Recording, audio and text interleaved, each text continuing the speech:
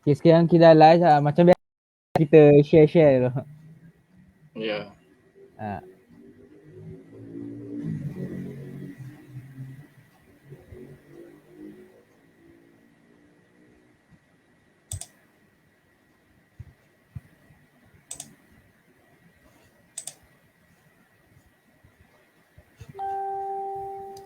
Sekejap saya nak masuk dalam page Nia Melayu.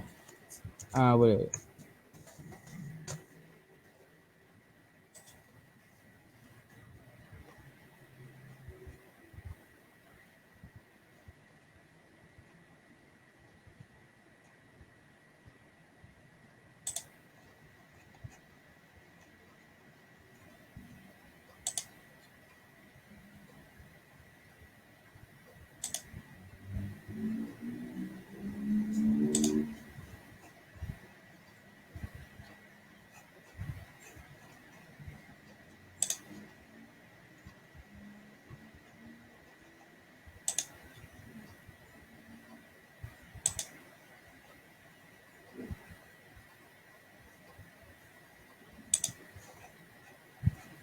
Nah, tak keluar pula dah Iqbal. Ha? Tak Apa keluar dah? pula dah. Yang mana? Sekejap Okey. Ni.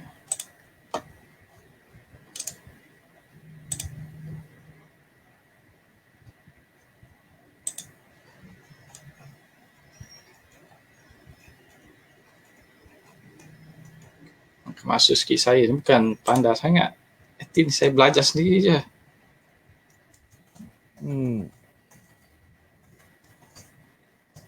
Try and error ni. Okey, dah boleh. Dah boleh Okey. Okey, saya rasa kita dah boleh start lah kot. Siapa yang tengok program ni bolehlah share-share kat orang ramai lah supaya ramai dapat tengoklah kupasan pasal Perak lah pada kurun ke-19 ni. Jadi Assalamualaikum warahmatullahi wabarakatuh. Pertama sekali saya nak mengucapkan terima kasih kepada sesiapa yang sudilah menonton wacana page pada pagi ini yang bertajuk Perak kurun ke-19, konflik campur tangan asing dan perjuangan. Sebenarnya Perak pada kurun ke-19 adalah satu topik sejarah yang sangat penting lah dalam persejarahan negara kita. Bahkan ada sejarawan-sejarawan yang meletakkan kedatangan British ke Perak ini sebagai awal, asas awal persejarahan kolonial di negara kita. Walaupun ada sejarawan-sejarawan alternatif yang tidak bersetuju. Mereka menganggap Kedah patutnya letak sebagai awal sebab ketika konflik Perang Kedah Siam. Dan kalau kita bercerita tentang Perak kurun ke-19 ini, kita tengok ada penulisan-penulisan orientalis dan setengah sejarawan kita pada masa kini memperbesar-besarkan isu konflik di antara Sultan dan Pembesar, sehingga digambarkan Sultan Perak ini seorang yang gilakan kuasa, sanggup memanggil penjajah datang ke sini untuk masuk campur dalam urusan politik di negeri Perak. Jadi persoalannya, betulkah perkesahan yang selama kita dengar ini, yang kita dengar di buku teks sekolah, yang kita dengar di buku-buku universiti? Jadi pada hari ini saya rasa Dr. Azmi Arifin akan memberikan satu penerangan tentang isu Perak pada kurun ke-19 yang saya rasakan menarik untuk kita dengar, kerana kupasan seperti ini sebenarnya jarang diperceritakan kepada orang ramai, kerana saya rasa orang ramai terlalu fokus kepada isu konflik seperti Ngah Ibrahim, Sultan Abdullah dan Sultan Ismail dan sebagainya. Jadi saya tak nak membuang masa, saya jemput Dr. Azmi lah untuk memberikan penerangan atas topik kita ini. Bismillahirrahmanirrahim. Assalamualaikum warahmatullahi taala wabarakatuh. Boleh dengar Iqbal?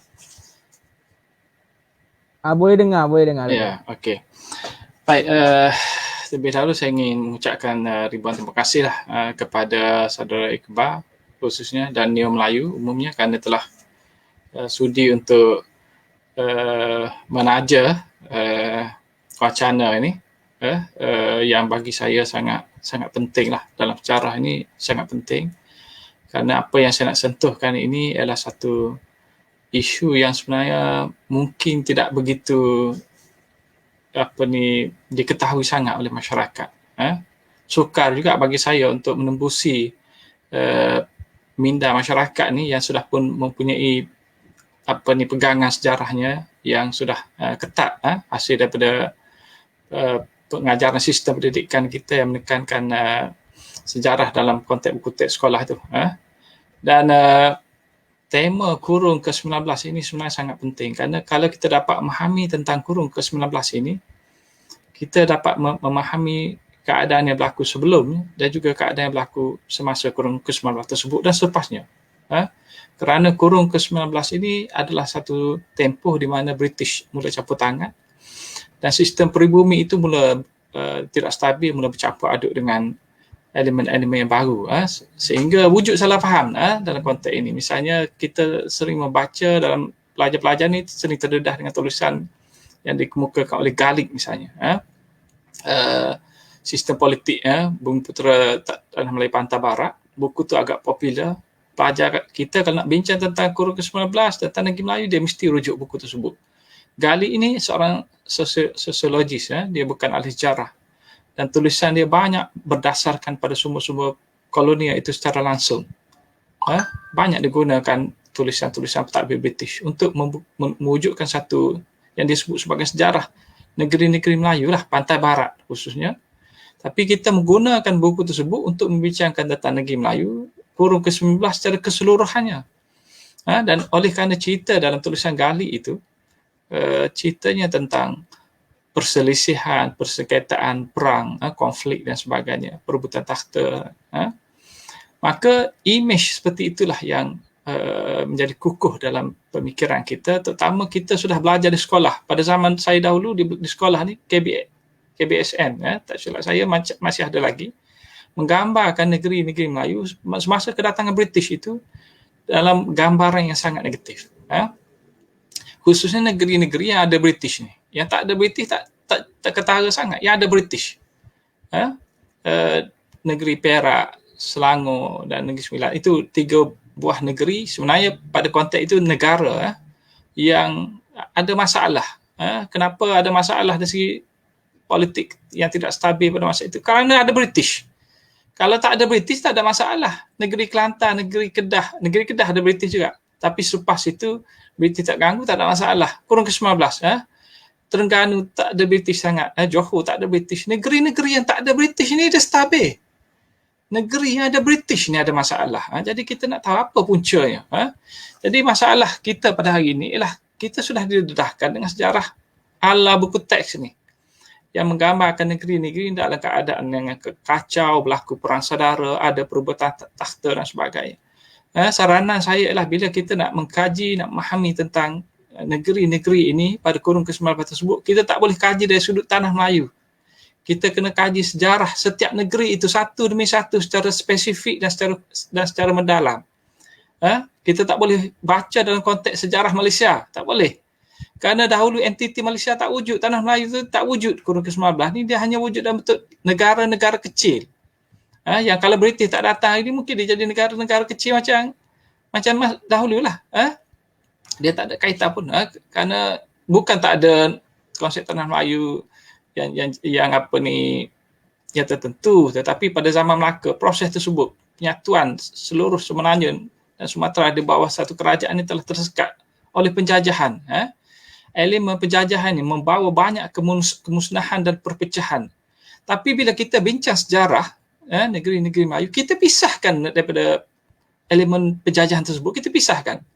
Dia nampak seolah-olah bila bincang sejarah tentang negeri-negeri Melayu ni, terutama kurung ke-19, dia berdiri sendiri, tak ada kait pun dengan isu-isu penjajahan ni. Masalah-masalah ketidakstabilan, kekacauan, isu perebutan takhta, kejatuhan kerajaan, pembesar-pembesar yang khianat bersubahat dan sebagainya. Kita bincang dalam konteks mereka itu, diri mereka saja, sejarah mereka saja. Dia tidak melibatkan entiti yang sebenarnya.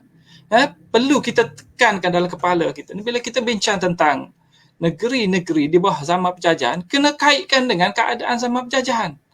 Kena kaitkan, tak boleh tak dikaitkan. Kalau tak dikaitkan, dia jadi tak tepatlah sejarah dia.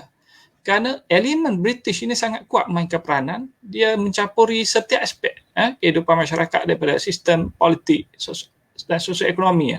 Agama pun dicampuri. Jadi nak bincang kurikulum 19 ini, kena lihat dari sudut British, kena fahami dari sudut bagaimana British berfikir sebagai lanun ataupun perompak.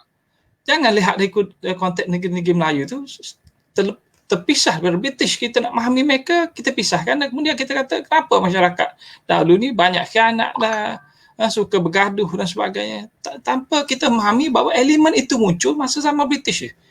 Yang menimbulkan masalah-masalah ni barah yang sebenarnya adalah British. Jadi dengan menekankan tentang negeri Melayu kurun ke-19, saya cuba nak ringkaskan ni kerana ada sesi soal jawab, kita nak beri peluang pada sesi tersebut. Jadi saya nak terangkan boleh dalam 30 minit, 40 minit saya sebut macam tu. Kadang-kadang berlanjut sampai 2 jam. Okey, baik. Kenapa saya memilih Perak kurun ke-19? Bila saya mengkaji Perak ini, bila British cerita tentang masalah-masalah negeri Melayu, perpecahan, perebutan kuasa, perang saudara dan sebagainya, inilah negeri yang menjadi tumpuan British.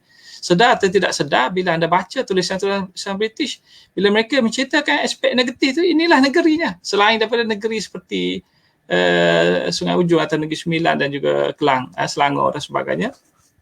Inilah negeri Perak adalah negeri pertama ataupun negara, saya sebut negara pertama yang mula diganggu oleh British, dan negara ini atau negeri ini merupakan satu contoh, satu model untuk kita memahami tentang bagaimana kesannya imperialisme itu terhadap sebuah negeri Melayu, sehingga dia mengganggu seluruh keadaan yang wujud di negeri tersebut.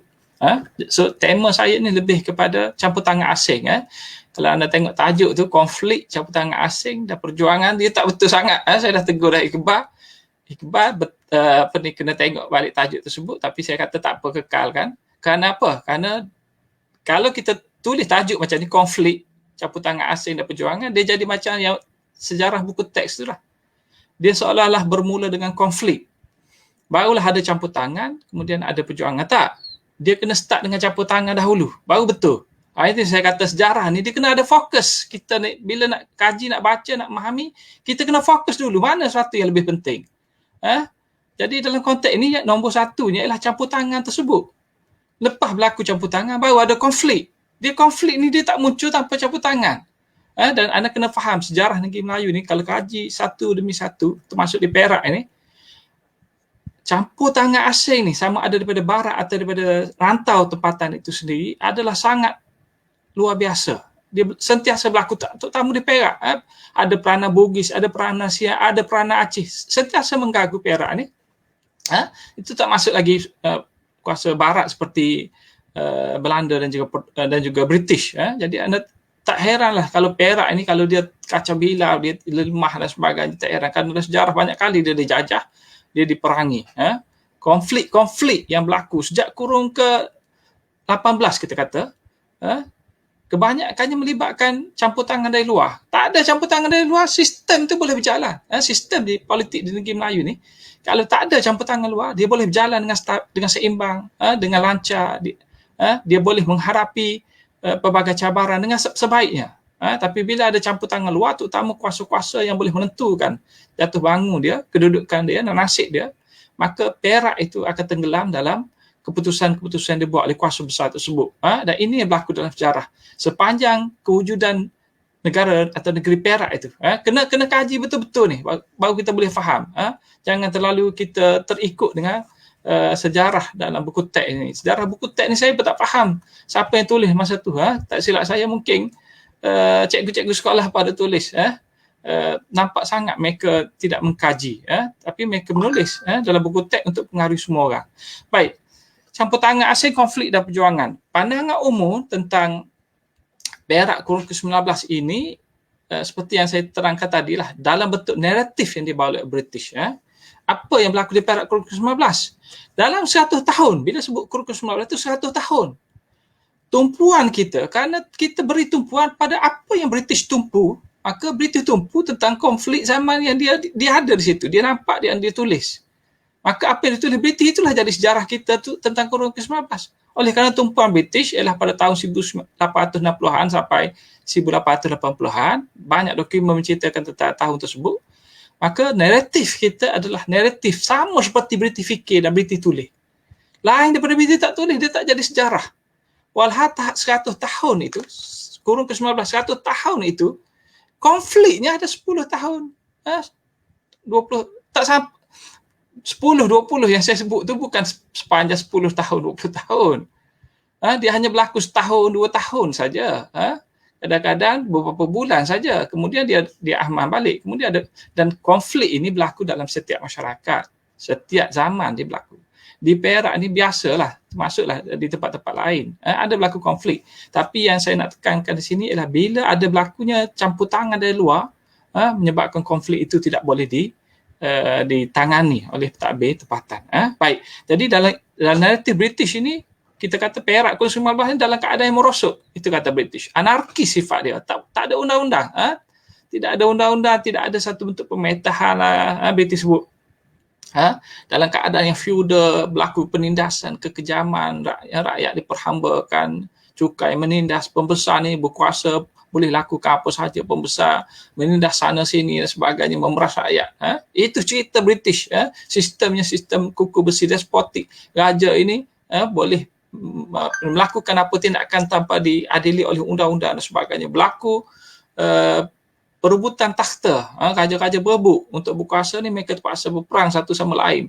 Maka bila British datang, diceritakan bahawa berlaku perang saudara di Perak pada tahun 1870-an tersebut, tanpa dia cerita secara detail perang tu macam mana berlaku, siapa yang terlibat, di mana perang, apa semua. Dia hanya sebut saja. Dan inilah cara naratif British. Dia sebut secara umum saja dari sudut apa yang dia fikirkan sebenarnya. Dia ni sebagai penulis ini, dia fikirkan, dia tafsirkan.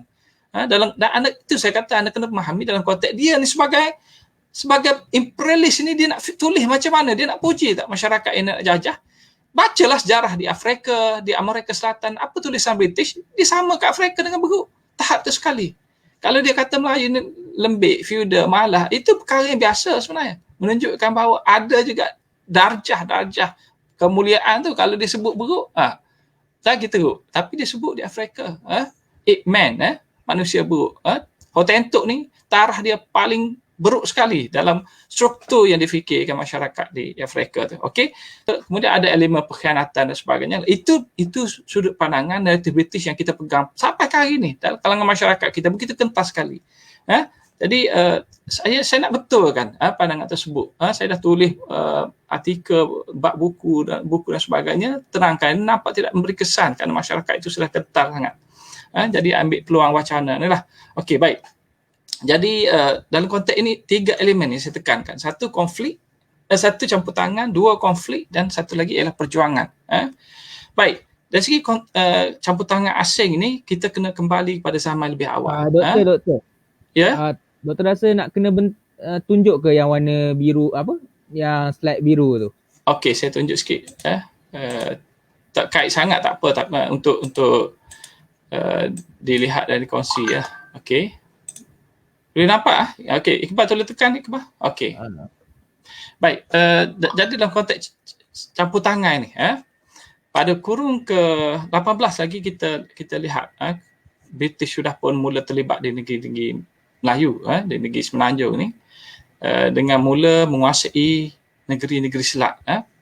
Dan kemudian tahun 1824, abad ke-19, awal abad ke-19 ini, ada perjanjian Inggeris Belanda yang mengesahkan lagi kedudukan monopoli British, kekuasaan British di Semenanjung ini. Sudah masuk dah Semenanjung ini di tangan British. Tak ada dah kuasa-kuasa lain yang boleh campur tangan, itu dah jadi hak British dah. Walaupun British tak campur tangan secara langsung, sebenarnya Semenanjung itu British sudah pegang. Kemudian lengkap dengan perjanjian pada tahun 1909 apabila dia buat perjanjian dengan Siam. Baik, tapi perjanjian Inggeris Belanda ini sudah pun seolah-olah mengiktiraf. Mereka sudah mengiktiraf satu sama lain bahawa Semenanjung ini hak British, tak ada orang ganggu. Okey. Baik, tahun 1867 berlaku perubahan pentadbiran. Antara sebelum tahun 1867 itu pentadbiran syarikat India Timur British ini dan juga aktiviti British di Semenanjung ini sebenarnya dikawal oleh kerajaan British di India. tahun 1867 dia diserahkan pada kerajaan British sendiri di bawah pejabat kolonial, dan pemindahan kuasa ini telah mewujudkan satu proses di mana campur tangan itu berlaku dengan lebih rancak lagi. Kalau di India kerajaan mengamalkan dasar tidak campur tangan, kerajaan British tak campur tangan, tapi di London dia tak campur tangan juga dasar kerajaannya, tapi dia menghantar kelompok-kelompok imperialis yang memang berminat untuk campur tangan. Baik, jadi sempena dengan perubahan tersebut, penguasaan British, kedudukan British yang terlibat dalam penguasaan di Negeri Selat, dan Negeri Selat ni fungsi dia apa? Untuk menguasai kegiatan perdagangan. Daripada situ British terlibat dengan kegiatan perdagangan di Semenanjung. Mereka ada di pulau-pulau, Pulau Pinang, Singapura dan sebagainya, tapi mereka terlibat dengan aktiviti di tanah besar. Sumber hasil itu sudah bergerak masuk ke Pulau Pinang, Singapura, dan keuntungan itu sudah begitu banyak, dan bila proses ini berlaku maka kegiatan perdagangan itu menjadi semakin luas. British mula terlibat, bukan British, maksud saya British ini adalah orang-orang Eropah, daripada orang Britain, orang dari Eurasian, bahkan kelompok-kelompok kapitalis daripada orang Asia, termasuk orang Cina dan sebagainya. Mereka ini mula sudah menanam modal dan menggiatkan aktiviti pelaburan, dan ini telah menyebabkan lakunya kepesatan perdagangan di antara Semenanjung dengan negeri-negeri di bawah pentadbiran British tersebut. Dan bila ini berlaku, Pulau Pinang ni kaya, keuntungan banyak apa semua, masuklah kelompok-kelompok daripada luar yang mencari kekayaan dan mencari ruang untuk dapatkan keuntungan daripada bisnes perdagangan tersebut. Dan proses ini saya nak ringkaskan berlaku dengan lebih cepat apabila timah itu ditemui oleh Lon Jaafar. Sebelum itu perdagangan ini melibatkan macam-macam, candu, hasil pertanian, gambir, macam-macam lah. Cuma bila timah itu ditemui pertama oleh Lon Jaafar, kemudian diwarisi oleh Ngah Ibrahim, mereka mula membawa masuk pelombok-pelombok asing untuk mengusahakan biji timah, dan biji timah ini mula dilombong dengan pesatnya sehingga membawa kepada keuntungan. Dan akhirnya orang kata Ngah Ibrahim Lon Jaafar ni memulakan kapitalisme ni, betul, tapi sebenarnya pada masa itu ramai dah ada masyarakat Cina, pelombok-pelombok dan sebagainya di situ, dan mereka lebih canggih lah di sistemnya untuk mengusulkan lombong. Maka mereka diupah oleh pembesar-pembesar tempatan. Bilangan tak ramai, dalam 700 macam tu. Ada yang sebut 40,000, 40,000 tu setelah British membenarkan mereka masuk beramai-ramai. Dan itu berlaku pada satu peringkat tahun 60, hujung tahun 60-an, mereka telah dibenarkan masuk secara beramai-ramai dari tanah besar, dan berlakulah pelambakan penduduk yang begitu ramai sehingga mereka ini boleh dikatakan sampai 80%, 70%, 80% daripada jumlah penduduk, the total population daripada penduduk di Perak ni, begitu ramai sekali. Mereka masuk ke lombong-lombong, bertumpu di beberapa buah negeri, sama ada Perak, Negeri Sembilan ataupun Selangor. Dan dahulu British tak mengamalkan sekatan, dahulu memang sistem macam tu kita. Siapa nak masuk saja, tak ada IC, tak ada pasport. Jadi mereka masuk ramai-ramai dan tidak dikawal oleh British di Pulau Pinang. Dia biarkan masuk. Bukan masuk orang saja, masuk elemen-elemen yang boleh menimbulkan masalah seperti clan-clan, secret societies, dengan senjata, dengan askar-askar upahan dan sebagainya. Baik, dan pada ketika inilah kita menyaksikan, kalau anda baca buku Coke King, The Western Mystics itu buku yang sangat bagus sebenarnya. Kalau anda baca, dia ceritakan tentang munculnya kelompok-kelompok kapitalis ini, yang menubuhkan syarikat-syarikat, dan kemudian ada joint venture di antara syarikat-syarikat Eropah dengan syarikat Asia, kelompok-kelompok kapitalis Asia ni. Mula-mula mereka tanam modal ni sejak tahun 1830-an lagi, dah tanam modal di Semenanjung, di kawasan seperti Sungai Ujong, Lukuk, Keriang, Kelang, Melaka dan sebagainya, banyak golongan kapitalis ini. Dan nama-nama yang besar lah, Nobrona, Wedge, Dalmeda dan sebagainya, macam-macam syarikat ni awal ni. Syarikat ini melibatkan juga sebahagiannya pegawai British. Bila mereka jadi pentadbir, mereka juga terlibat dengan syarikat. Ini masalahnya juga. Dan sebagai mereka pencen, mereka terlibat dalam syarikat mencari kekayaan dan sebagainya. Dan kemudian ada juga daripada kapitalis Cina, nama seperti Chi Yam Chuang, Si Bon Tiong, Tam Kin Ching dan sebagainya. Dan syarikat-syarikat yang kemudian terlibat dalam industri biji timah selepas tahun 1848. Baik, dalam konteks ini ekspor dan import kekayaan pada masa itu memang sangat banyak. Sebagai contoh, antara tahun 1862 hingga 63 saja, dalam tempoh 10 bulan, import ke Pulau Pinang sebenarnya sampai berjumlah 342,000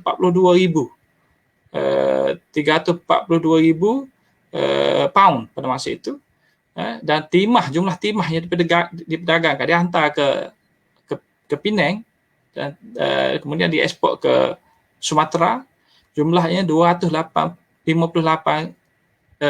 pound, sangat banyak. Dan kemudian ekspor daripada daerah-daerah yang lain melibatkan jumlah sampai dekat 500,000. Ini nak tunjukkan kepesatan, dan kepesatan ni ada kesan dia, terutama pada tahun 1860-an tersebut sampai tahun 70-an. Akibat daripada penemuan timah ini, maka bila ada kelompok-kelompok yang asal di situ yang mula menyebarkan tentang keuntungan bisnes timah ini, dan juga kemudian mendapat keuntungan yang luar biasa, maka dia menarik perhatian sampai ke berata tempat lah dengar, maka orang datang. Yang datang ini kebanyakannya adalah mereka yang mahu terlibat dalam industri pelombongan biji timah tersebut. Dan oleh kerana yang terlibat dalam pelaburan awal itu kelompok Cina, maka ramailah daripada pelombor-pelombornya orang Cina.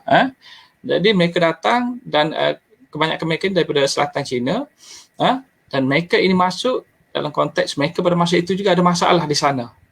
Kelompok-kelompok orang Cina Selatan ni ada masalah di sana. Mereka sudah bergiat dalam kegiatan kongsi gelap dan sebagainya, untuk asalnya nak melawan kerajaan dan sebagainya pada masa itu. Tapi bila kongsi gelap ini tidak terkawal, mereka bertempur sama sendiri, dan permusuhan itu mereka bawa sekali bila mereka datang ke Semenanjung. Baik, kemudian kita lihat bila kegiatan perdagangan itu sudah mula semakin pesat, ia telah mempengaruhi para pembesar sendiri, raja-raja pembesar. Mereka ini mula ditawarkan keuntungan dan sebagainya. Kita kalau ditawar keuntungan, kita ambil, kerana pada masa itu tak ada masalah. Tapi masalahnya ialah raja-raja ni dipujuk secara pintu belakang. Ini masalahnya. Pembesar-pembesar dipujuk secara pintu belakang. Ini berlaku sejak awal lagi. Contohnya raja seperti nama-nama seperti Raja Jumaat, Ngah Ibrahim, Tengku Kudin, Raja Abdullah. Bahkan Sultan di Perak ini, Sultan Jaafar contohnya, Sultan Abdullah. Ada sultan ini disingkirkan kerana menggunakan kuasa secara pintu belakang tanpa mesyuarat dengan pembesar-pembesar untuk mendapatkan untuk menjual, memajak konsesi pada orang-orang luar ni, kerana rasuah, kerana keuntungan peribadi dan sebagainya. Dibuang tu sultan oleh orang Perak pada masa itu. Elemen ini telah pun mengganggu gugat kestabilan politik di negeri Perak pada masa itu. Kemudian muncul syarikat-syarikat yang baru, yang lebih besar ni, yang melibatkan syarikat yang sepakat antara satu sama mereka, bergabung antara satu sama lain. Contohnya Rawson, Peterson, Simon, A.L. Johnston, and Co dan sebagainya. A.L. Johnston ini yang saya nak highlight kan, dia diketuai, dia dimiliki oleh W.H. Reed, seorang British, dan dia joint venture dengan Tan Kin Ching, dua orang watak yang saya sebut ini dalam sejarah di Perak ini adalah dua nama yang boleh dianggap sebagai tangan-tangan gaib dalam sejarah Perak. Dalam buku teks, dalam buku-buku rujukan biasa, dia tak disebut nama dua orang ni. Dan nama-nama yang lain banyak sebenarnya. Kalau nak senaraikan 50 sampai nama. Tapi nama yang besar ni, yang ni saya nak highlightkan kerana dia terlibat dalam krisis di Perak yang disebut perebutan takhta. Baik, Reed dan Tan Kin Ching ni dia telah melakukan pelaburan yang begitu besar di Perak sejak tahun 1866 lagi. Kemudian di Kelang dia juga melabur, banyak tempat dia melabur, dan dia ada projek dengan syarikat itu untuk projeknya adalah untuk membuat telegraf, sistem telegraf yang menghubungkan di antara India dengan Australia, tak silap saya, macam itulah lebih kurang. Dan kemudian negara China dan sebagainya. Satu projek yang sangat besar lah, yang memerlukan RIG ini memikirkan dia perlu menguasai kedudukan di Perak ini. Dan pelaburan-pelaburan mereka ini sebenarnya memberi kesan dari sudut bagaimana mereka mula menggunakan pelbagai kaedah untuk mendapatkan konsesi-konsesi yang menguntungkan dalam semua aspek. Jadi dalam proses ini, dalam usaha untuk memburu kekayaan ini, inilah mereka terlibat dalam campur tangan politik. Bagaimana mereka terlibat? Mereka beri rasuah, pujuk, cara belakang. Cara belakang yang saya maksudkan ialah dia tidak melalui sistem yang telus. Raja buat keputusan sendiri dan sebagainya, setelah dipujuk, dirasuah, dijanjikan kekayaan dan sebagainya. Dan mereka mengeksploitasi keadaan yang berlaku. Di Sungai Ujung, di Kelang dan sebagainya berlaku krisis dan sebagainya. Mereka mengeksploitasi. Kadang-kadang mereka sendiri terlibat dalam perang, menyokong kelompok-kelompok tertentu dan sebagainya untuk memastikan satu kelompok itu dapat menguasai kekayaan dan mereka memperoleh peluang untuk mendapatkan konsesi-konsesi yang menguntungkan. Sangat-sangat menguntungkan. Kadang-kadang raja ni hanya diberi 3,000, 4,000 setahun. Kemudian mereka mendapat ratus-ratus ribu daripada pajakan-pajakan tersebut. Dan satu elemen utama juga ialah mereka menyokong kelompok-kelompok yang tersingkir dalam struktur pembesar Perak. Dalam kes di Perak ini Raja Abdullah, dia dah tersingkir dah, tapi mereka tahu bahawa Raja Abdullah ni ada hak untuk menuntut jawatan sultan tu, pernah ada hak. Maka dia support, dia beri rasuah dan memujuk Raja Abdullah supaya claim balik jawatan sultan tu.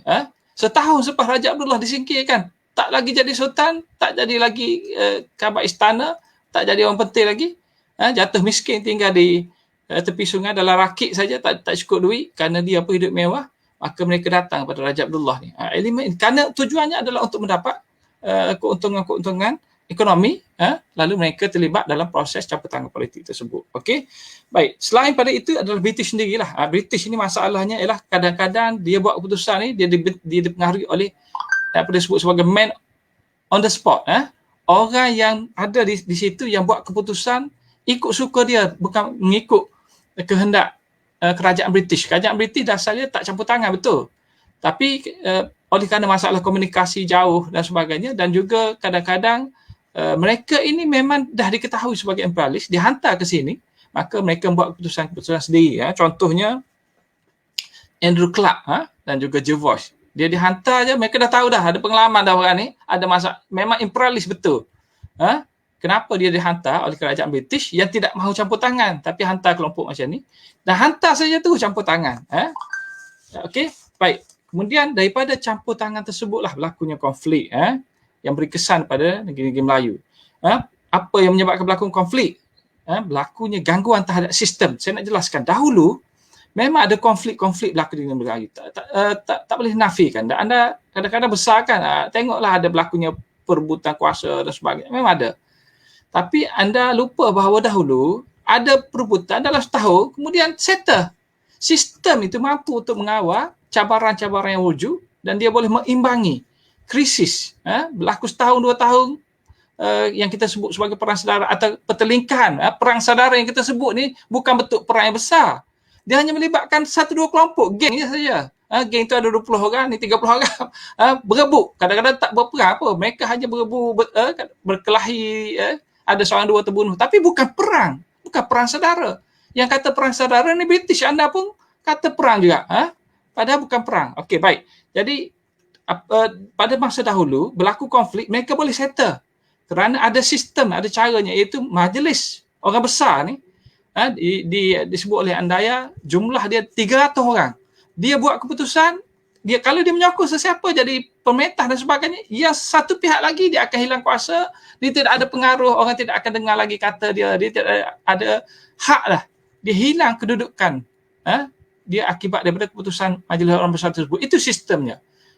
Majlis orang besar ni, atau sistem pembesar ni, menjadi pengimbang kepada budaya politik negeri Melayu. Jadi dalam konflik mungkin konflik ini macam-macam sebab dia berlaku. Contohnya adik-beradik berebut dan sebagainya. Pembesar pun pening peringkat awal nak selesai macam mana. Biar dulu mereka bergaduh. Tapi bukan perang. Dia pertengkaran biasa saja. Tapi kadang-kadang pembesar pun tak boleh buat keputusan. Akhirnya dia berlanjutan sampai setempoh setahun misalnya. Kemudian mungkin ada pihak-pihak tertentu yang bangkit daripada pertengkaran perkelahian tersebut, tapi yang selalunya bangkit daripada apa yang disebut sebagai konflik yang melibatkan keluarga raja ni. Dia bila dia timbul saja, dia sudah berjaya mengatasi kelompok lain, dia akan menjadi pemerintah yang sangat kuat. Ini yang berlaku di Kedah misalnya selepas penaklukan Siam, berlaku di Kelantan di bawah pemerintahan Long Senik Mulut Merah, berlaku di Terengganu di bawah pemerintahan Baginda Omar dan sebagainya. Mereka ni lahir daripada krisis yang disebut perang saudara tu. Tetapi krisis tersebut menjadikan mereka ni sangat kuat kerana mereka dah tundukkan semua kelompok lain. Jadi bila mereka muncul 30 tahun, 40 tahun, zaman itu zaman stabil. Ini berlaku di negeri Melayu. Krisis setahun, 2 tahun, 3 tahun, paling lama, paling teruk nak selesaikan 10 tahun. Bukan perang saudara, krisis saja.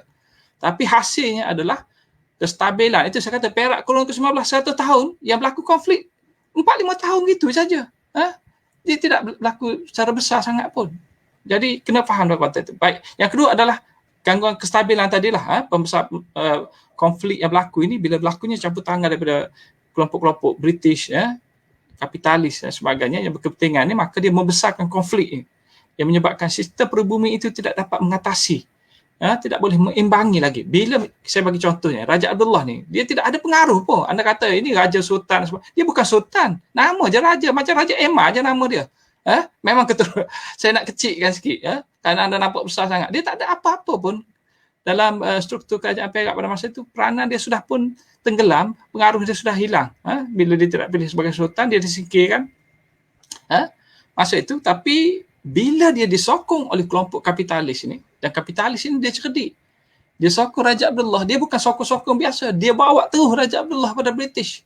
Dia cuba untuk menjadi orang tengah untuk membolehkan British iktiraf Raja Abdullah, sampai British iktiraf dalam penjajah Pangkor sebagai sultan.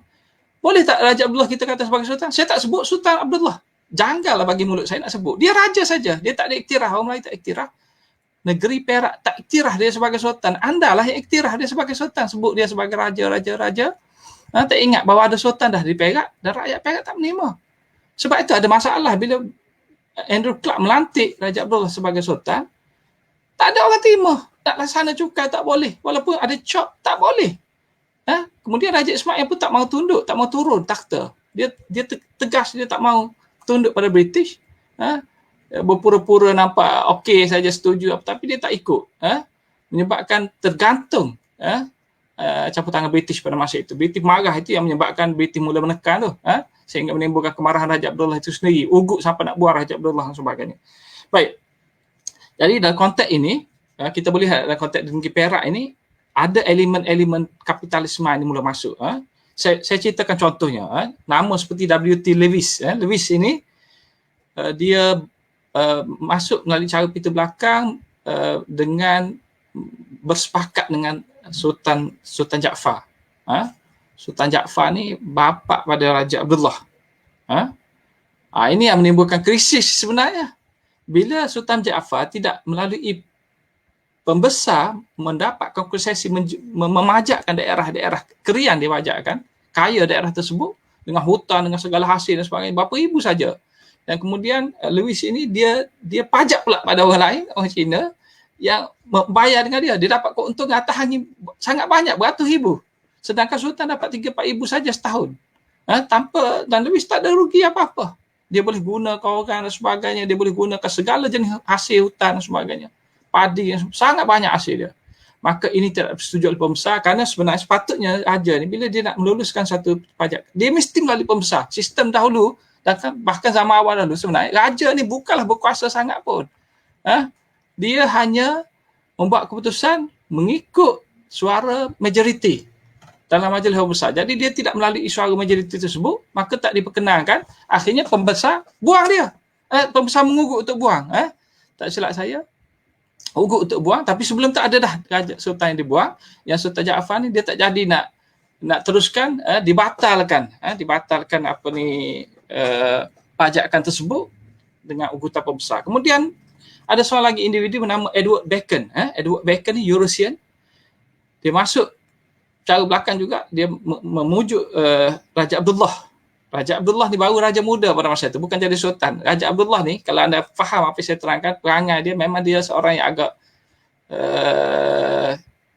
suka dengan kemewahan. Anda fahamlah bahasa saya. Suka apa ni, berjoli-joli, habiskan duit dan sebagainya. Tapi anda kena ingat, dia bukan sultan lagi.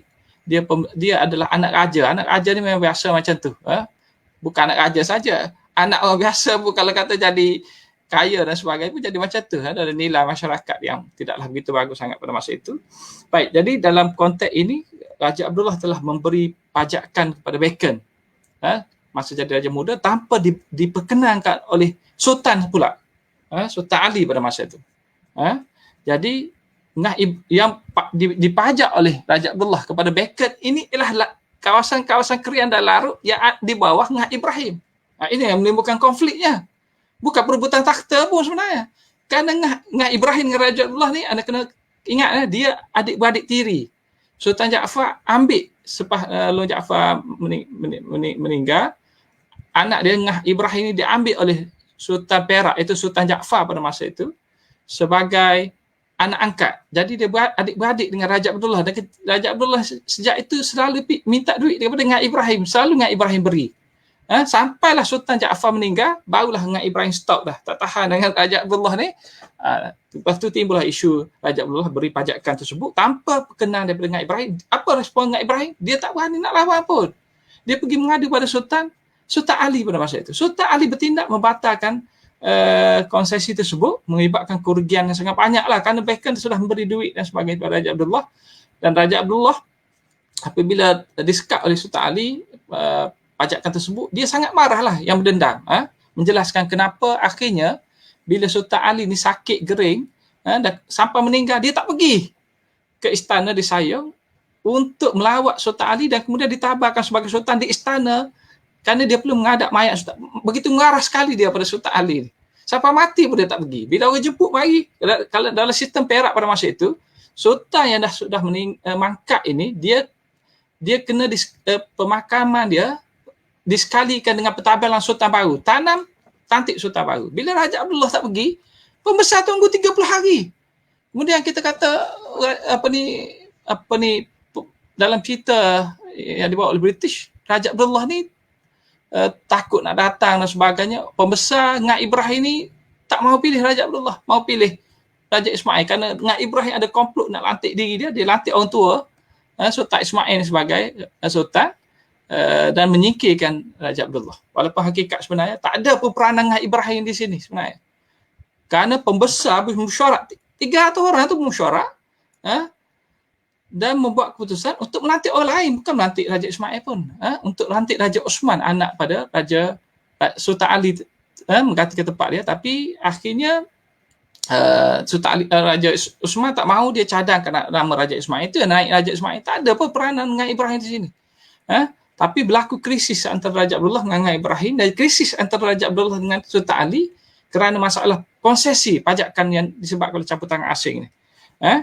Jadi inilah yang saya nak katakan, dalam konteks sejarah ini dia tak diceritakan. Saya terpaksa ringkaskan, tak cukup masa ni. Dalam konteks ini, sejarah seperti ini tak diceritakan secara detail. Ada bukunya, tapi pengkaji yang tak baca buku tersebut, maka dia tak cerita, dia tak tahu.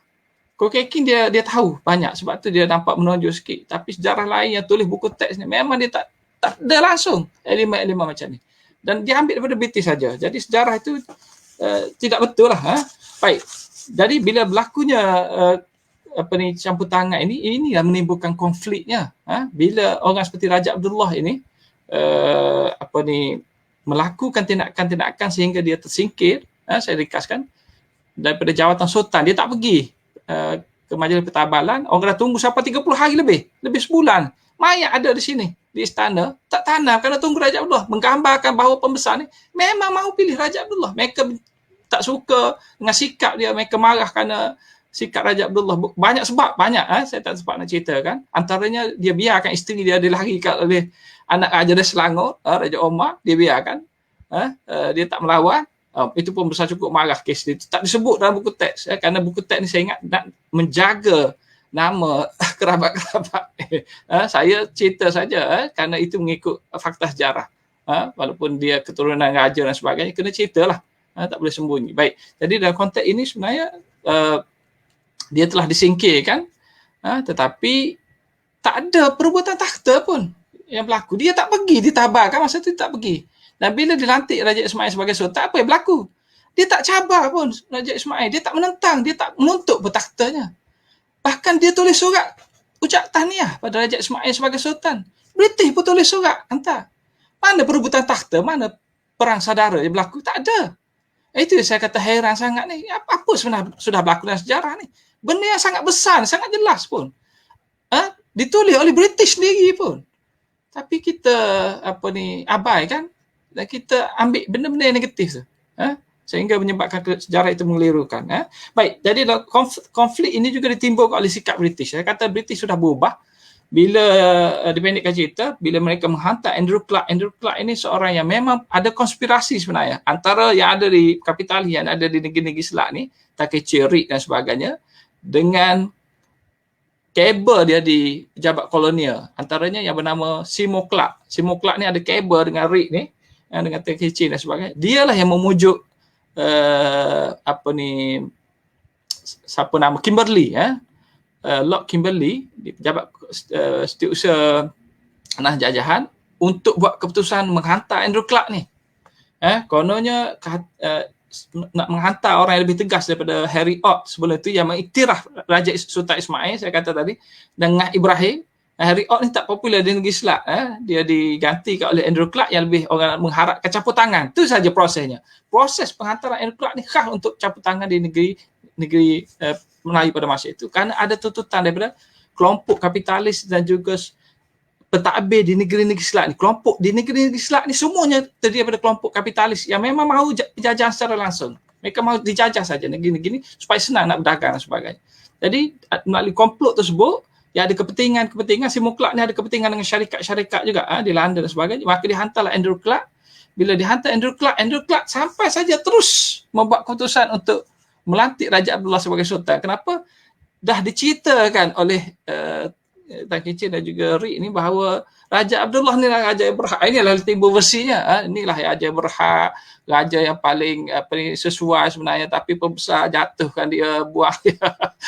Inilah yang menimbulkan satu versi yang kita pakai pada sekarang ni. Versi British, suara British yang timbul daripada konspirasi kapitalis dan juga penjajah ini. Jadi bila Andrew Clark dihantar, dia buat keputusan di penjajah Pangkor tahun 1874 menggunakan beberapa alasan. Ini menarik alasan dia. Apa dia alasan dia? Satu, berlaku konflik perang saudara, perebutan takhta, anarki yang menyebabkan Perak ini dalam keadaan merosot, menjejaskan perdagangan British di Pulau Pinang. Itu nombor satu sebenarnya. Perdagangan British di Pulau Pinang lah sebenarnya nak sebut. Kalau anarki siapa semua melibatkan mereka saja tak ada masalah. Ni jejas perdagangan British satu. Yang kedua ialah mengganggu ataupun menggugat keamanan dan juga keselamatan British subjects disebut. Siapa British subject tu? Kapitalis tu. Kelompok-kelompok yang bukan warga negara, bukan orang British, tapi dia sebut sebagai rakyat British. Warga negara British. Bukan British citizen, British subject disebut. Rakyat British lah, warga British. Tapi sebenarnya mereka bukan British. Mereka terdiri daripada orang asing yang ada di negeri-negeri Selat di Pulau Pinang sebagai kapitalis Cina dan sebagainya. Itu British subject. Mereka nak pertahankan kelompok ni yang kata kononnya tidak selamat. Termasuklah orang yang ada di Lombok yang bergaduh tu. British subject semua lah tu. Kerana mereka ni tak ada warga negara, maka ada di bawah pentadbiran British, maka disebut sebagai British subject, berbeza dengan peribumi ni. Kemudian alasan yang ketiga ni penting juga. Yang ni tak diceritakan juga. Ini ada dalam rekod-rekod British dan sangat banyak. Surat menyurat dia sangat jelas. Beratus-ratus surat dia. Ada saya baca ni. Salah satu faktor yang digunakan oleh British, termasuk oleh kerajaan British dan menghantar Andrew Clark ni, diguna faktor ini ialah bahawa ada desakan daripada kelompok kapitalis. 300 syarikat daripada peniaga-peniaga Cina di Melaka, di negeri-negeri Selat, Pulau Pinang dan sebagainya, mereka bergabung hantar petition untuk mendesak supaya kerajaan British terus menjajah negeri-negeri yang mana berpotensi untuk mendapatkan keuntungan. Minta British jajah tu. Kerana mereka beri surat dan alasan dalam surat tersebut, pemerintah ini suka bergaduh, tak boleh dipercayai sebagainya, tak boleh menjaga keamanan dan sebagainya. Walaupun yang timbulkan masalah itu adalah kongsi gelap, tapi dia dikaitkan dengan pemerintah tempatan. Dan mereka kata bahawa British inilah pelindung yang sebenarnya, keamanan hanya wujud sama British ni, dan mereka lebih percaya pada British lah. Jadi mereka mahu supaya British ambil kuasa, jajah sepenuh negeri ini dan letakkan di bawah takhta British supaya mereka senang untuk berniaga, mendapat kekayaan dan sebagainya. Ini berlaku 3 alasan. Dan alasan lainnya adalah alasan kepentingan yang dibawa oleh Andrew Crowley sebagai imperialis. Dia mahu mengamalkan satu dasar yang beri keuntungan terus pada British. Jadi dia buat keputusan untuk mengadakan penjajah Pangko. Jadi maka pada tahun 1874 itu diwujudkan satu perjanjian Pangko, di mana apa yang berlaku di Pangko ni? Ini masalah. Saya akan ceritakan sampai ini, tapi saya nak sebut satu lagi kelompok ialah kongsi gelap daripada British dan kapitalis. Kelompok kongsi gelap ini juga menyebabkan berlakunya konflik. Macam mana? Mereka ini setelah berada begitu ramai di Perak, di Selangor, di Negeri Sembilan dan sebagainya, mereka ini terdedah dengan budaya asalnya, bergaduh sesama sendiri. Inilah sebenarnya perang saudara yang berlaku di Negeri Perak sebenarnya, yang melibatkan kongsi-kongsi gelap ini. Saya tak cerita secara detail ni, tapi saya nak jelaskan bila ini berlaku, tidak boleh dikawal, hatta oleh British sendiri. Dan perjanjian Pangko itu dibuat khas untuk menangani krisis ini, konflik ini, perang saudara ini. Yang bukan berlaku melibatkan masyarakat peribumi, masyarakat yang asing ni. Mereka ni yang berperang, jumlah yang mati ni beribu. Itu yang saya kata perang. Bila melibatkan kematian, bertempur di mana, di kampung nuklear kena bakar, kena bunuh, lari hutan beribu, berpuluh ribu. Ini perang nama. Anda bagi satu contoh pada saya, mana perang yang melibatkan masyarakat peribumi. Di mana mereka berperang, berapa orang mati dan sebagainya. Itu saya kata, bezakan antara perkelahian dengan peperangan. Kalau setakat 20 orang bergaduh tepi jalan apa semua, kita tak sebut perang. Dan perebutan takhta pun tak ada. Image macam tu kita senang sebut pada hari ini secara tidak memahami secara mendalam apa yang sebenarnya berlaku. Baik. Jadi inilah yang menimbulkan masalah bila mereka ini bergaduh di kawasan seperti di Larut. Kalau ikut British yang menjadi mangsa mereka, sebenarnya dari segi sejarahnya jadi mangsa orang yang ada tanah tersebutlah di mana kawasan mereka bergaduh. Mereka berebut kekayaan sama sendiri di tanah orang yang sebenarnya berhak terhadap lomba-lomba di tanah tersebut. Siapa orang tu? Salah seorangnya adalah Ngak Ibrahim. Dia jadi mangsa. Tapi British kita ni jahat ni tengok ni. Ngak Ibrahim sokong orang tu, sokong orang ni buat itu, buat ini sebagai oportunis. British kata kenapa Ngak Ibrahim ni, oleh kerana dia tak boleh menjaga, walaupun dia ada polis 30 orang, 40 orang, tak boleh mengawal mereka yang beribu dia berperang, maka akhirnya dia hanya tunggu saja lihat siapa yang menang dia akan sokong. Itu Ngak Ibrahim. Nak buat macam mana kalau saya pun macam tu? Takkan nak sokong orang kalah. Jadi dia sokong satu pihak, kemudian pihak ni berperang lagi. Yang ni pula menang, dia sokong yang ni pula. Itu yang disebut opportunist itu oleh British. Maka bila akhirnya dia sokong dua-dua belah pihak, dua-dua belah pihak melihat dia sebagai penjahat yang tak boleh dipercayai sampai mereka pergi bom rumah dia dibakar di bom rumah dia di Pulau Pinang, buru dia dan sebagainya. Dia pun tak selamat. Tapi dalam kes ini, apakah kaitan perang saudara di Larut itu dengan perebutan takhta? Tak ada kaitan sama sekali. Tak ada kaitan pun. Yang berlaku ni tak melibatkan perebutan takhta pun. Yang kita yang kaitkan, dia tak ada kaitan. Apa yang British sebut tentang kaitannya? British kata, tengok berlaku perang saudara, ada pembesar yang terlibat, tengok mereka ini bergaduh kerana berebut takhta, maka mereka melibatkan kongsi gelap. Itu yang salah. Kerana yang terlibat dalam kes kongsi gelap ini hanya Ngak Ibrahim dan Raja Abdullah. Apa yang menyebabkan Raja Abdullah terlibat? Ngak Ibrahim dia terlibat kerana dia tuan tanah di Larut. Raja Abdullah ni kenapa dia terlibat? Kerana dia mencari satu kelompok yang boleh dia sokong untuk menuntut takhta ni. Dan saya tak jelaskan tadi kenapa Raja Abdullah beria-ria nak tutup takhta ni. Itu yang saya kata tadi sebelum ni, dia telah dirasuah oleh Tan Keng Cheng dan juga Rabi Ashri untuk menuntut jawatan tersebut setahun selepas dia tidak lagi terlibat dalam pemerintahan di Perak. Dia tidak lagi menjadi Raja Muda dan sebagainya. Dia tidak lagi menjadi pihak yang berpengaruh di istana dan sebagainya. Dia tidak lagi mendapat sokongan pembesar dan sebagainya. Dia tidak ada lagi hak di istana Perak. Dia dah jadi macam biasa saja pada masa itu. Setahun kemudian, mari datang dua orang kapitalis ni, melihat potensi Raja Abdullah boleh digunakan, beri rasuah. Tak silap saya 20 ribu pun tak silap. Dan pujuk, beri nasihat, sokong. Hang claimlah jawatan tu balik. Bila claim nanti, berilah pajakan-pajakan yang kami mahu ni, dilarut dan sebagainya. Kenapa saya kata macam tu? Apa yang buktinya? Selepas Raja Abdullah dilantik sebagai sultan dalam perjanjian Pangku tersebut, sebaik saja dia jadi sultan, terus dia bagi pajakan pada mereka ni. Terus dia bagi. Sampai British marah. British kata tak boleh.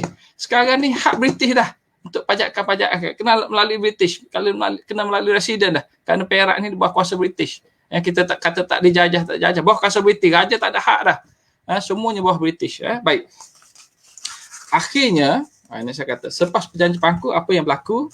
Ini selepas menimbulkan konflik, saya nak pergi pada bahagian yang perjuangan ni. Macam mana perjuangan itu wujud? Perjuangan apa sebenarnya? Perjuangan sebenarnya untuk elak British daripada menguasai negeri Perak. Siapa yang berjuang? Ini kita akan bincangkan. Baik, cuma saya nak sentuh dahulu. Jadi kesan daripada penjajah Pangku itu menyebabkan Raja Abdullah telah dilantik sebagai sultan. Kemudian ada juga penyataan bahawa Raja Ismail, Sultan Ismail yang sebenar pada masa itu, diturunkan jawatan pada Raja Muda, diberi penceng, diberi bayaran dan sebagainya untuk menggalakkan bagi dia turun lah. Hakikatnya sebenarnya tak ada dua sultan pun dalam sejarah yang kita cerita ada dua sultan. Hanya ada satu saja yang diiktiraf oleh masyarakat Perak pada masa itu, iaitu Sultan Ismail. Raja Abdullah ni bukan sultan. British yang nanti dia sebagai sultan. Dan penjajah Pangku mengesahkan bahawa pembesar ini hilang hak. Ngah Ibrahim tak lagi dianggap sebagai pemilik larut, beri pada Raja Abdullah. Itulah caranya sebenarnya. Pisma ni tujuan dia nak apa sebenarnya melalui penjajah Pangku ni. Dan disebutkan hak presiden dari segi cukai, dari segi politik dan sebagainya. Dan bila ini berlaku, apa sebenarnya matlamat British adalah matlamat ekonomi. Sistem residen itu diwujudkan, apa sebenarnya tujuan sistem residen? Untuk memudahkan manipulasi ekonomi. Mula-mula sekali yang dibuat oleh British adalah selepas melantik Bush sebagai residen, laksanakan secepat mungkin sistem cukai baru. British kata ni, pembesar-pembesar ni perompak lanun dan sebagainya kerana mengotik cukai melalui tol di sungai-sungai dan sebagainya. Rupanya British bila dia masuk, dia nak hapuskan tol tersebut, dia nak perkenalkan tol baru pula. Maka dia perkenalkan satu sistem cukai di mana semua orang kampung dah kena cukai. Bukan kapal-kapal saja, bukan perahu-perahu saja, semua orang kena cukai. Itu masuklah pembesar-pembesar. Dan yang paling teruk sekali ialah dia mengejutkan pembesar dengan menghapuskan hak pembesar terhadap cukai itu sendiri. Sekarang ni pembesar negeri Melayu ni, dia hidup, dia menjadi berpengaruh, dia ada kuasa dan sebagainya dengan mengutik cukai sebahagian daripada sumber pendapatan kerajaan pada masa itu, masuk di istana sebagainya. Bila dia tak boleh mengutuk cukai, dia tak ada makna dah sebagai pembesar. Sistem ekonominya telah runtuh tanpa adanya kutipan cukai. Kerana dahulu memang macam tu je sistem dia. Pembesar ni dia tak pergi bekerja tanam padi, tanam jagung dan sebagainya. Dia kutip cukai sebagai sumber pada dia sebagai pentadbir dan juga kerajaan.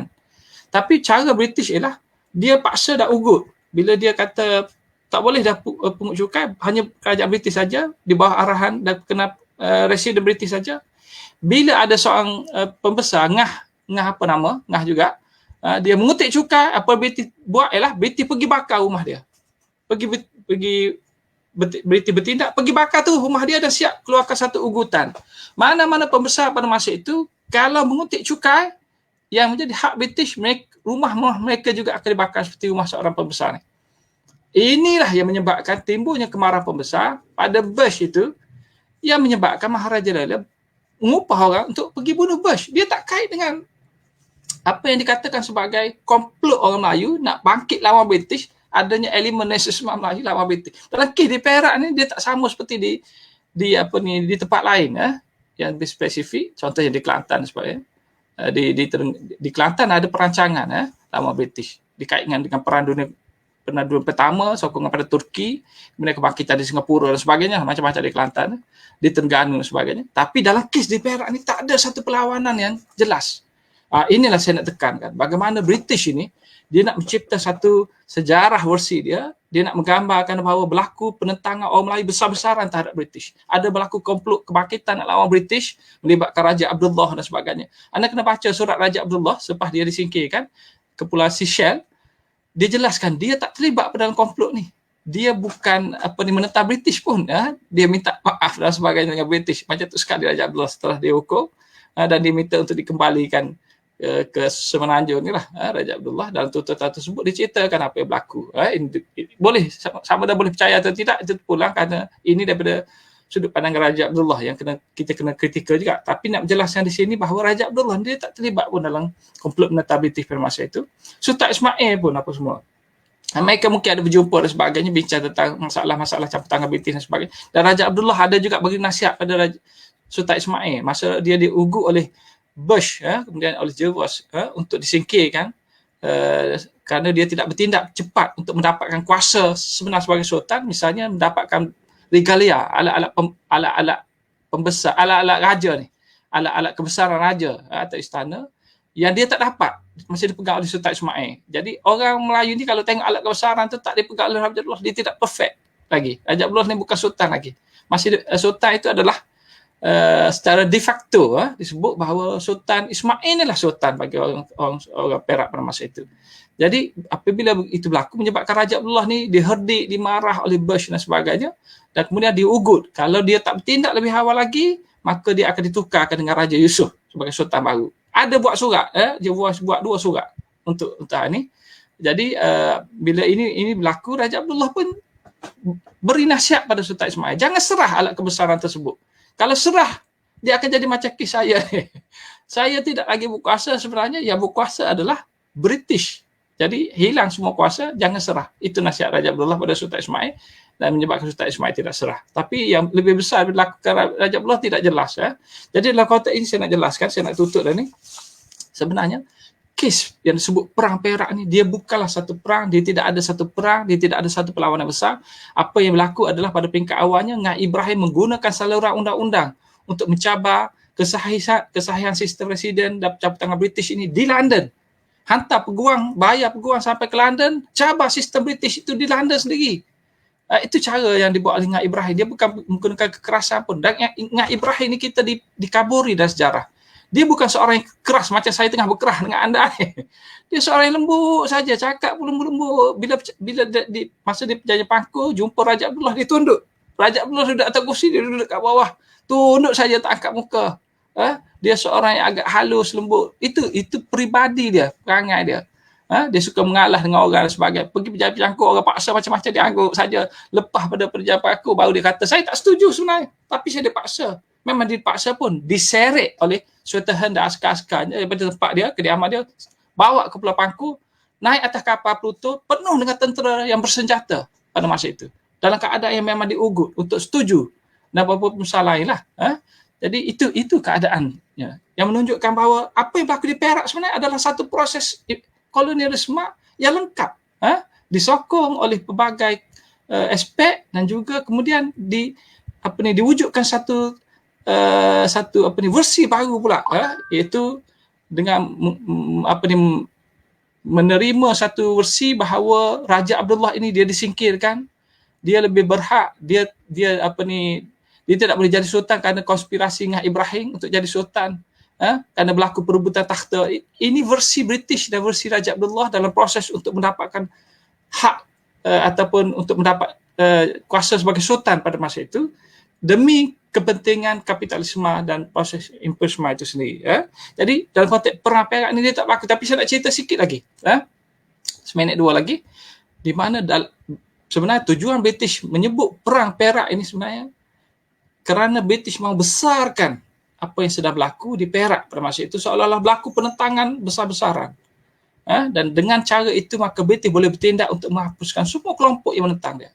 Tetapi dalam proses tersebutlah saya jelaskan berlaku satu genocide, pembunuhan beramai-ramai oleh British. Ini kalau anda baca sumber-sumbernya, anda betul-betul dapat Dia cerita bagaimana proses British memburu pembesar-besar yang dituduh melawan British itu, termasuklah Sultan Ismail sendiri.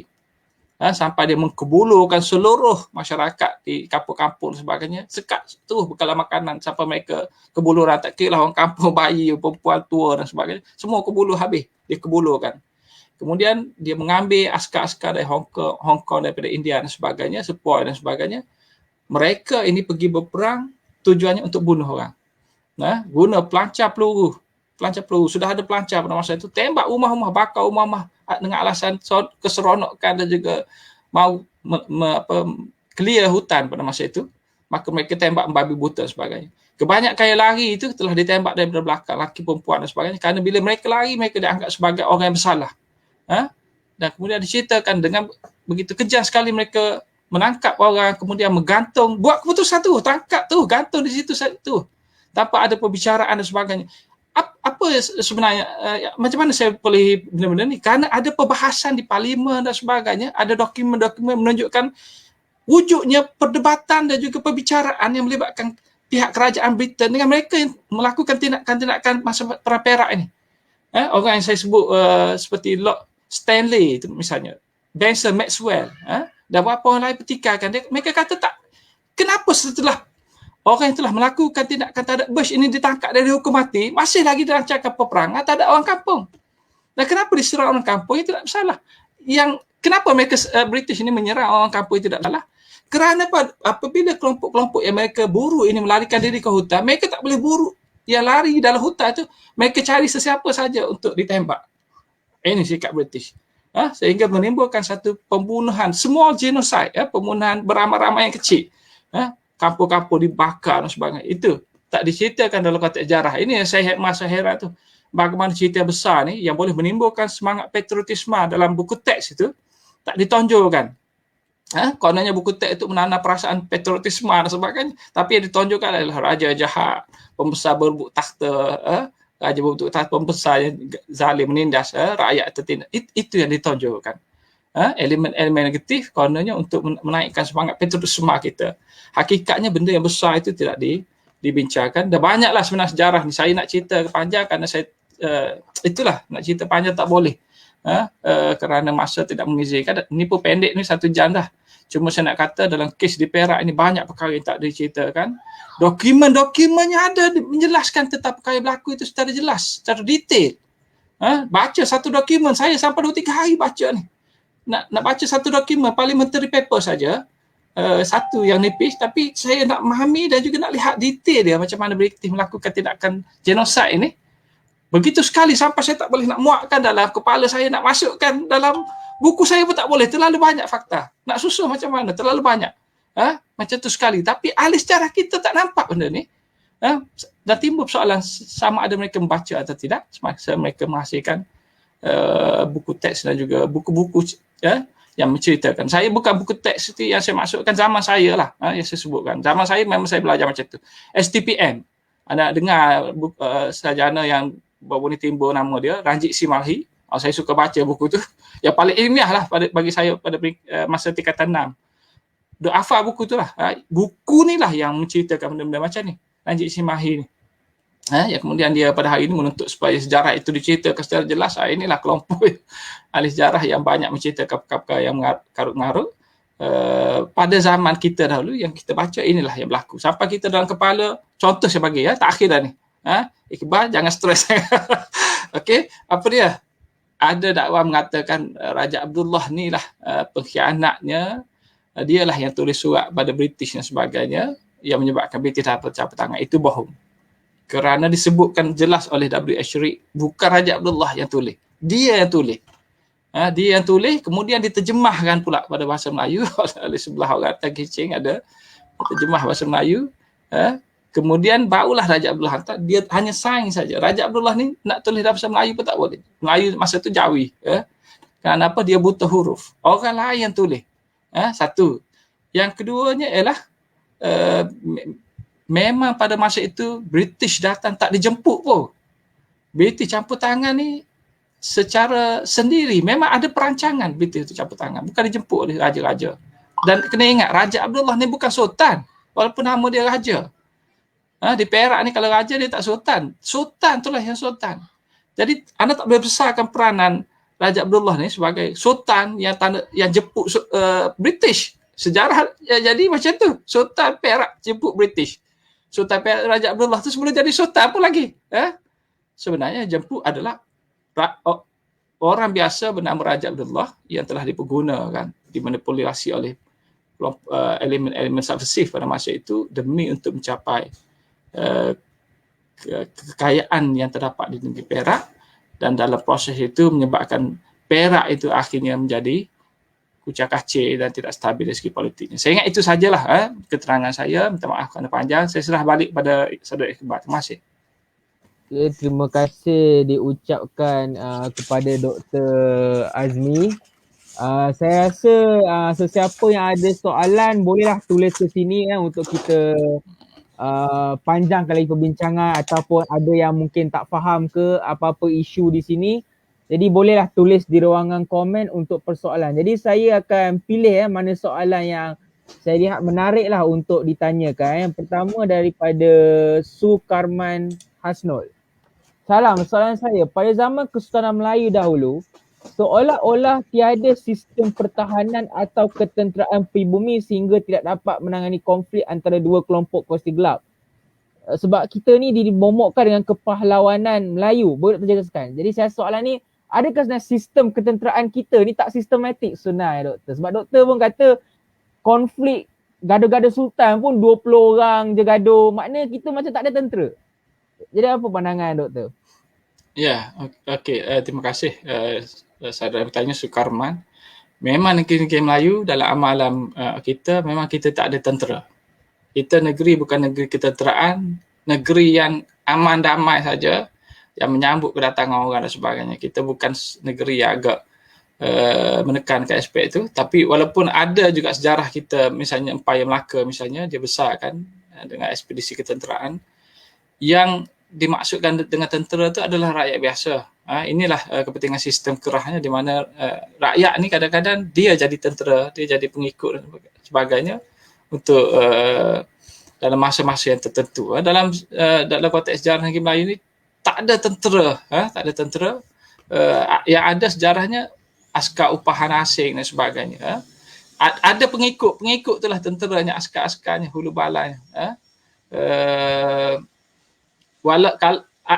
Dalam konteks tertentu kita boleh katalah ada hulu balang seperti Hang Tuah dan sebagainya pergi berperang dan sebagainya. Yang dia bawa bukanlah askar-askar yang profession dia, maksud saya. Dari segi profession memang jadi askar sepanjang masa tak ada. Mereka adalah petani dan sebagainya. Mereka dikerah untuk berperang dalam keadaan peperangan, dalam keadaan yang mereka diperlukan dan sebagainya. Sifat masyarakat Melayu tu memang dia tidak agresif dalam konteks ni. Dia bukan satu kuasa yang cuba untuk menjajah dan berperang di tempat-tempat yang lain dan sebagainya. Ada pengikut-pengikut yang menjadi askar-askar ataupun itulah nama dia pengikut lah bagi pembesar-pembesar, tapi sistem ketenteraan tu tidak begitu ketara. Dengan kekecualian saya sebutkan ada kes-kes tertentu menunjukkan ada juga, tapi dalam kes di Perak ni tak ada. Sebab itu saya kata bila berlakunya perkelahian, kerajaan sendiri pun pening nak settle macam mana benda ni. Kerana bukan ada polis dan sebagainya. Naib Ibrahim masa dia tubuhkan pasukan polis, yang jadi ketua polis orang British, dia yang cari je. Captain Speedy nama dia yang cari je siapa-siapa yang jadi polis pada Naib Ibrahim. Bukannya Naib Ibrahim tu ada pegawai polis dia sendiri. Jadi anda kaitkan bagaimana adakah ini tidak menyebabkan pentadbir pemerintah Melayu pada masa itu tidak dapat menangani konflik antara dua kumpulan kongsi. Bukan pemerintah Melayu saja yang tak boleh tangani konflik ni. British pun tak boleh. Berapa kali British pergi tembak dengan kapal dan sebagainya, pergi sekat itu, sekat ini dan sebagainya untuk mengelakkan pertempuran berlaku. Tapi British, ini masalah juga British ni. Dia nampak seolah-olah nak mengamankan, dialah punca sebenarnya pergolakan ini menjadi lebih teruk. Satu, dia benarkan mereka ni masuk. Bukan masuk orangnya. Pada tahun 1860 berapa, perang larut yang kedua, masa perang larut yang kedua tu sebenarnya apabila berlaku pertempuran sesama dua kumpulan, sebenarnya kumpulan-kumpulan ini mula mengimport pejuang-pejuang dari tanah besar negara China masuk melalui Pulau Pinang, bawa senjata tu. Dan pelabuhan-pelabuhan British, dia tak semak pun senjata yang dimasukkan. Dia tak jaga pun. Disita oleh British sendiri ni. Kapal-kapal masuk senjata dan sebagainya, pergi berperang di Perak. Kemudian dia kata, apalah pemerintah tempatan tak boleh menjamin keamanan. Dia sendiri pun tak boleh jamin keamanan. Apa yang dia buat untuk mengatasi masalah? Dia hanya boleh menjemput ketua-ketua kumpulan Kongsi Gelap ini untuk berjumpa di Pangkor. Dan Pangkor ni sebenarnya bukan untuk selesaikan masalah Melayu, untuk menyelesaikan masalah Kongsi Gelap ni. Kita dalam sejarah penjajah Pangkor ni, British datang untuk selesaikan perebutan takhta. Tak. Yang perebutan penjajah Pangkor ni yang kait dengan pemerintah tempatan pada masa itu untuk latih Raja Abdullah saja. Untuk latih Raja Abdullah dan latih sistem residen. Dari segi konflik ni, ni tujuannya nak selesaikan masalah di antara orang Cina yang berperang saudara. Itu saja. Dan dalam konteks ini menarik. Apa yang mereka lakukan terhadap krisis yang melibatkan orang Cina, dia selesaikan masalah. Cuma bila melibatkan masyarakat pribumi, dia timbulkan masalah. Dia create masalah yang baru. Latih dua sultan, sistem residen sebagainya. Yang ni dia settle kan. Dengan syarat mereka buat perjanjian dan sebagainya lah. Satu sama lain. Harmoni sifat dia. Bila bab menyelesaikan masalah Melayu ni, dia mengeruhkan lagi keadaan. Perpecahan negeri Perak yang sebenarnya berlaku ialah apabila British mengadakan penjajah Pangkor. Sebelum tu tak ada perpecahan. Raja Abdullah boleh cabar dan sebagainya, dapat pengikut dan sebagainya, tapi dia tak boleh menentang. Dia hanya boleh menuntut saja. Dia tak boleh buat apa-apa kerana pembesar di hulu dan juga Raja Ismail sangat kuat. Sultan Ismail sangat kuat. Sokongan di Perak pada masa itu. Jadi tapi bila British datang buat perjanjian Pangkor saja, dua sultan wujud. Dan berlakulah krisis apabila Raja Abdullah mendapat pengiktirafan daripada British. Sesiapa sultan di negeri Melayu pada kurun ke-19 tersebut mendapat pengiktirafan daripada British, maka kedudukan dia menjadi lebih kuat. Kerana British ini support boleh beri sokongan dari segala sudut, dia yang mengiktiraf dari segi.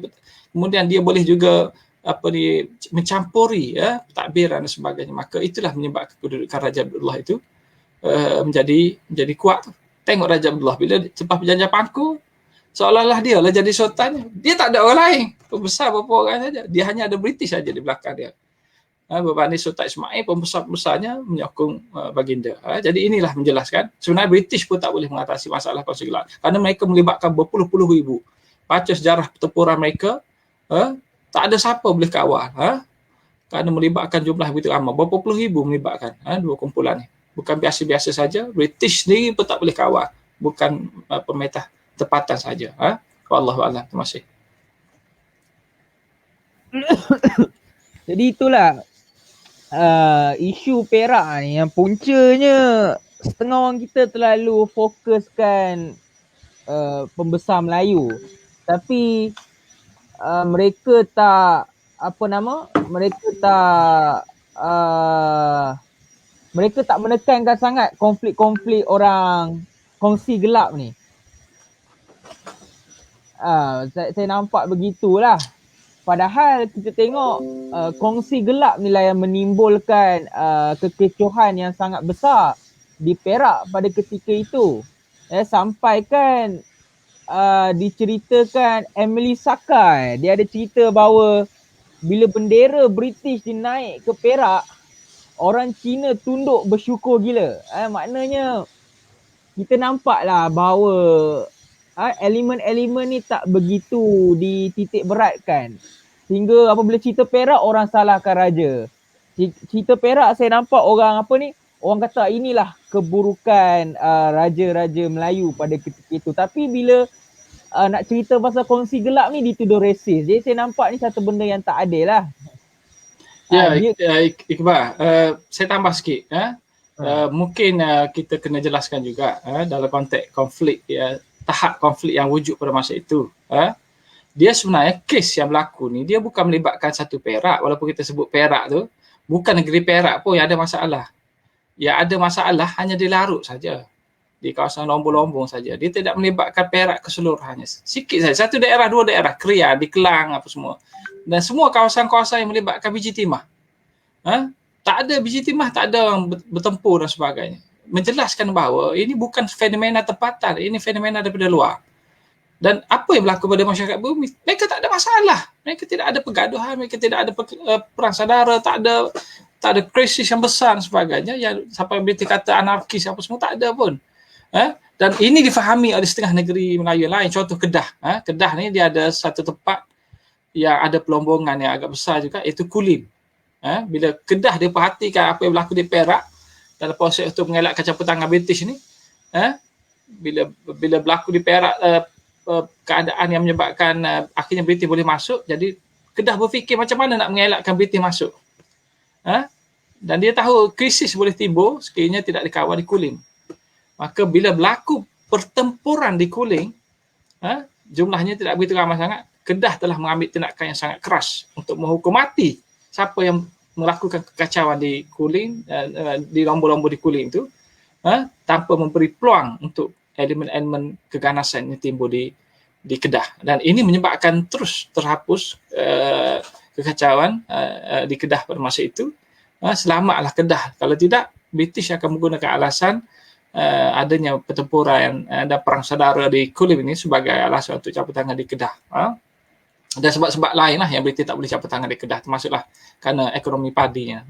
Jadi saya nak jelaskan di sini, sebenarnya bila kita cerita tentang krisis dan perpecahan yang berlaku di negeri-negeri Melayu, kita kena pergi lebih detail lagi. Kalau di Perak ni sebenarnya larut, kena sebut perang larut saja. Bila sebut perang larut ini, automatik lah dia bukan melibatkan masyarakat tempatan pun. Yang kita kata perang saudara itu, saya tanya soalan ni memang payah nak dijawab. Kalau dia perang saudara, dia melibatkan tentera yang mana? Berapa orang yang berperang, senjata apa guna, berapa orang mati, di medan pertempuran mana mereka berperang. Bila tanya soalan macam ni, kita payah nak jawab. Pasal apa? Kita dalam konteks sejarah kita, ala versi British ni, kita diajar benda-benda yang umum saja. Kemudian kita terikat dengan pandangan yang kita kata, ini paling logiknya berdebatlah kita. Kita masing-masing berdebat dengan hujah masing-masing. Walaupun kita tak baca, kita teringat sejarah di peringkat SPM, STPM tu, maka kita ulang benda yang sama. Perpecahan orang Melayu. Tak ada perpecahan pada masa itu. Yang menjadi masa sebenarnya masyarakat peribumi itu. Dalam proses untuk mendapatkan kekayaan. Ingat, kawasan-kawasan negeri Melayu ni, dia krisis, dia ada dua sebab saja. Satu, dia kaya. Kalau dia dalam hutan, gua musang tu, musang je bergaduh. Orang tak bergaduh. Yang kedua ialah kerana ada campur tangan orang asing. Kuasa-kuasa asing. Bila kaya, datang. Tak kisahlah ada jarah mana.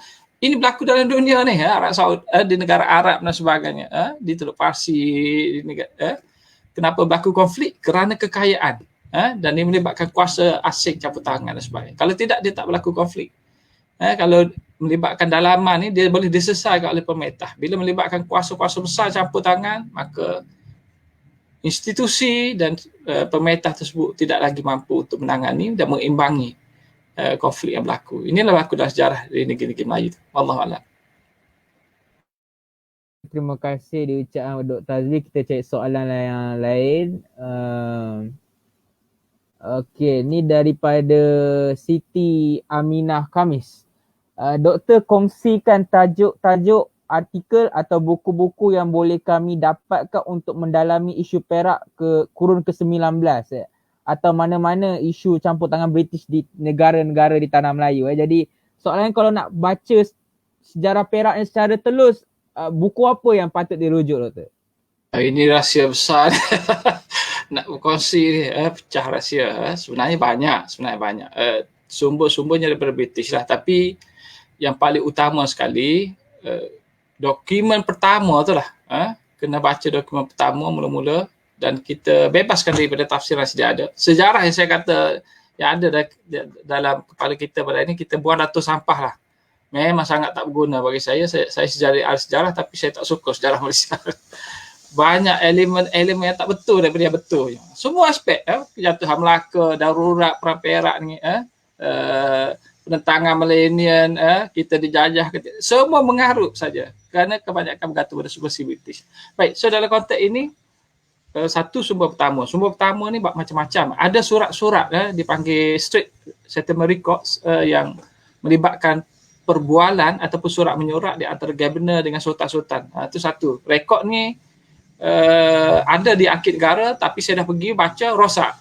Arkib Negara tak tahu nak beli ke apa semua tapi sayanglah benda tu yang ni saya sebut ni ahli sejarah tak kaji sangat SSR ni. Surat menyurat ni Koke Kim yang kaji. Orang lain saya tak tengok dia kaji.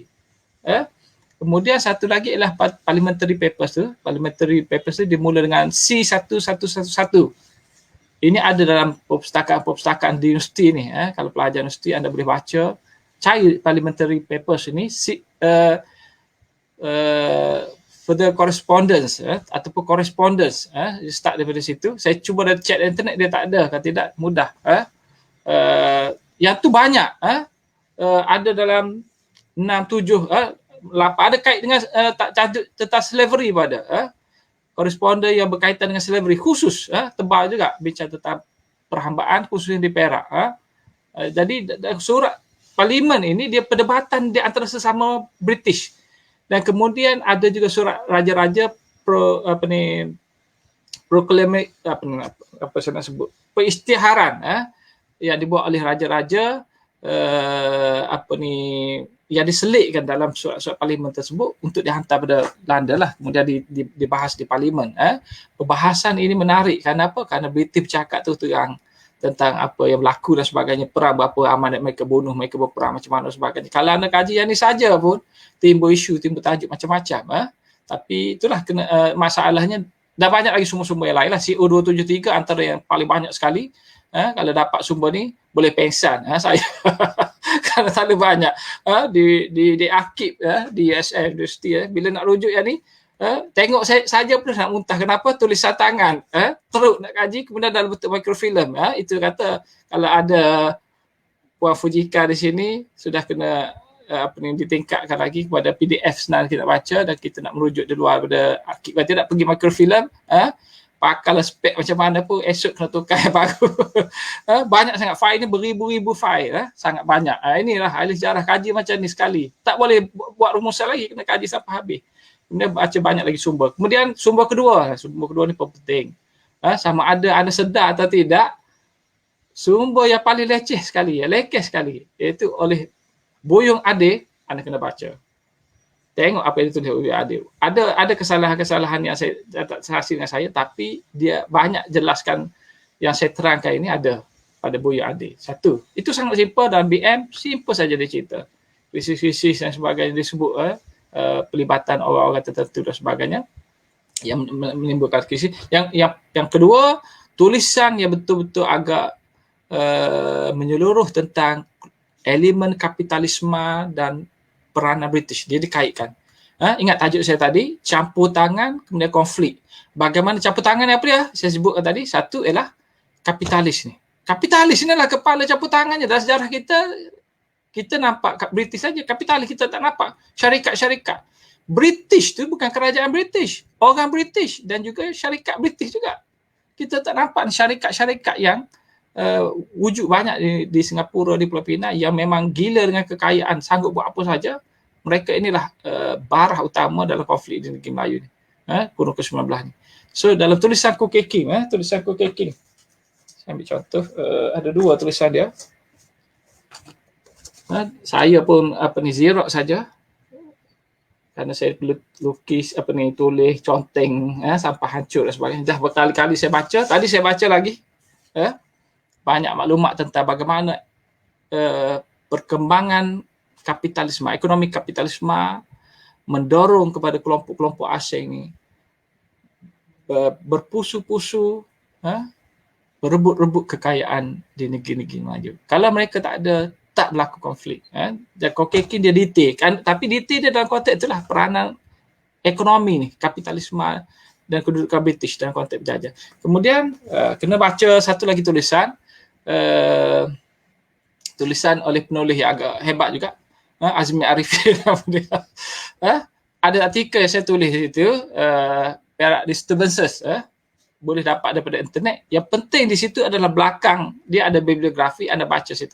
Tulisan saya nampak simplenya bahasa Inggeris cloud orang kata, tapi dikaji, dibaca oleh Andaya baca, dia sampai sebut pada saya, dia tertarik dan sebagainya, dia hantar mesej. Kemudian dia hantar buku sejarah Malaysia, History of Malaysia, dia suruh saya review terbitan yang terbaru tu, saya review. Kemudian ada satu tesis yang ditulis oleh Gordon, nama dia, perempuan, dan dia rujuk tulisan saya untuk hasilkan sejarah tentang genosid ni di Perak. Jadi tulisan saya tadi, Perak Disturbances, tekannya tu, anda tengok dia punya bibliografi tu, anda boleh dapat semua.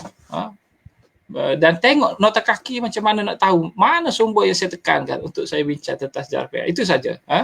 Anda boleh dapatkan satu rujukan yang agak meluas. Daripada itulah kita dah ajar dah sejarah, pelajar-pelajar, literature review.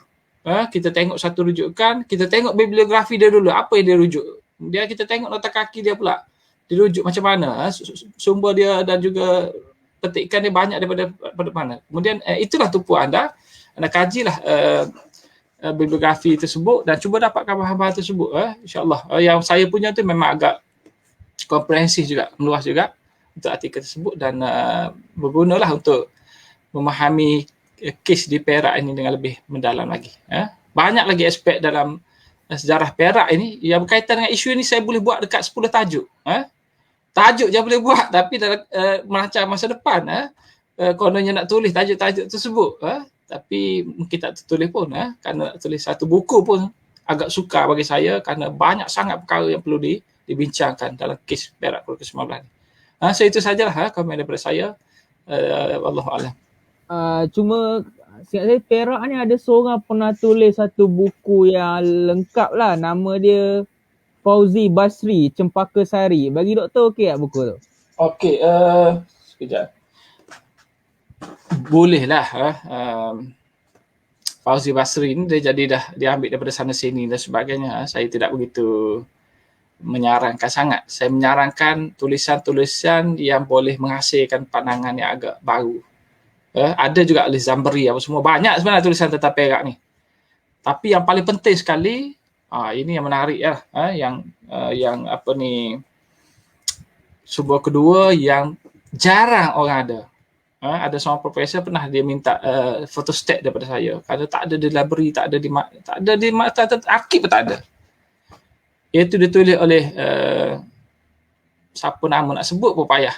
Tajuk dia Triad and Taboo. Triad and Taboo. Buku Triad and Taboo ni tak ada.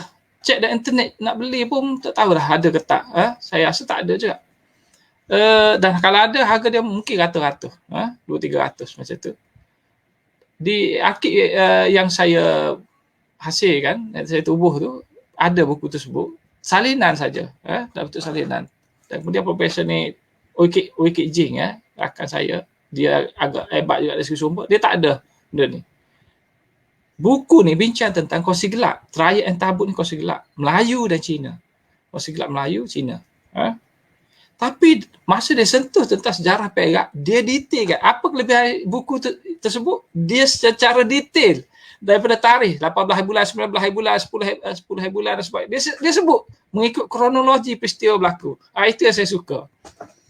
Maka dia ceritalah, sebab tu saya boleh dapat berapa puluh hari, berapa lama Raja Abdullah tersingkir, berapa puluh hari orang tunggu mayat Sultan Ali nak tanam dan sebagainya. Bila berita iktiraf, ikut hari itu penting. Jarak hari itu. Bila kita tahu, rupanya Sultan Abdullah masa dia iktiraf pelantikan Sultan Ismail, Raja Abdullah masa dia iktiraf pelantikan Sultan Ismail, tulis surat tahniah.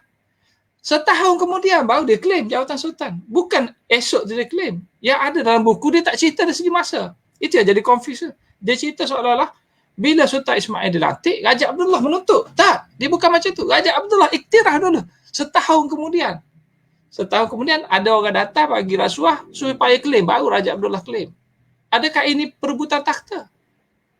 Ini masalah. Jadi dalam buku Triad and Taboo itu dia perincikan mengikut tarikh. Saya suka sangatlah tengok. Rupanya dapat tarikh ni ikut kronologi. Dah banyak alamat lah dia perincikan. Kalau anda boleh dapat buku tersebut, maka dia memang sangat berguna untuk memahami tentang apa yang berlaku di negeri Perak pada masa itu. Dalam keadaan yang agak bagi saya luar biasa juga maklumat yang diberikan tersebut. Wallahualam. Terima kasih. Okey, kita pergi ke soalan seterusnya. Saya rasa ni soalan terakhir lah Ya, kot. Iqbal, unmute. Oh, okey, dengar suara saya? Okey lah, boleh dengar. Mikrofon Okey. saya kot. Saya akan pergi, saya rasa saya nak ambil soalan ni terakhir lah kot. Saya rasa dah lama dah kan. Saya rasa ni menarik lah. Daripada Zainal Abidin Sharif. Nama toke yang terlibat dalam peperangan Lombong pelabur. Ni soalan ke bagi dia suruh namakan sesiapa yang terlibat dalam peperangan Lombong ni, pelabur-pelabur Rusniaga ni dan lain-lain. Maksud dia saya rasa senang dia tak tahu siapa nama-nama yang terlibat pelabur-pelabur ni dalam Rusniaga Perak ni. Ya. Saya ni kalau nak namakan dia tak habis. Banyak sangat sebenarnya. Nama toke-toke dia, pasal dia berkait di negeri-negeri Selat ni semua terlibat dalam kes di Perak dan di Selangor, di Negeri Sembilan, Sungai Ujung dan juga di Kelang. Mereka ini terlibat. Kadang-kadang nama yang agak famous lah, contohnya Yap Ahloy, itu kongsi gelap. Dia memang terlibat dalam pertempuran dan sebagainya. Kapitalis, toke-toke ini, saya gunalah istilah toke ataupun kapitalis Asia ni, mereka ini bukan setakat terlibat dalam campur tangan biasa saja. Mereka terlibat dalam perang terus. Menyokong kumpulan-kumpulan tertentu terlibat dalam perang dan sebagainya. Dan mereka inilah yang menimbulkan konflik-konflik dan sebagainya. Tapi tak dikatakan dalam buku sejarah bahawa mereka punca. Senarai nama mereka banyak. Itulah dalam buku Terayak yang Tabuk. Senarai dia bila baca pening kepala nak ingat. Macam-macam nama lah. Anda faham lah saya ni kalau nama Abdullah Iqbal saya boleh ingat. Nama pula ni susah bagi saya. Tapi memang sangat banyak senarai. Kalau the list memang ratus-ratus, bahkan boleh jadi ribu kerana kumpulan ni memang banyak nama dan banyak aktor-aktor yang terlibat pun. Sama ada daripada kelompok kapitalis Asia ni ataupun kapitalis British. Dan syarikat-syarikat, kalau baca buku Koke Kim, nama syarikat ni macam-macam. Saya senaraikan tadi cuma saya tak baca. Banyak nama syarikat. Dan juga nama-nama takbir British yang terlibat.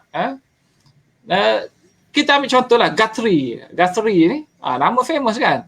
Kemudian Davidson, antara nama-nama yang terkenal yang menubuhkan syarikat. Cuma itulah nak detailkan payah bagi saya. Syarikat-syarikat inilah yang melabur dalam projek-projek. Bukan mereka labur dalam biji timah saja.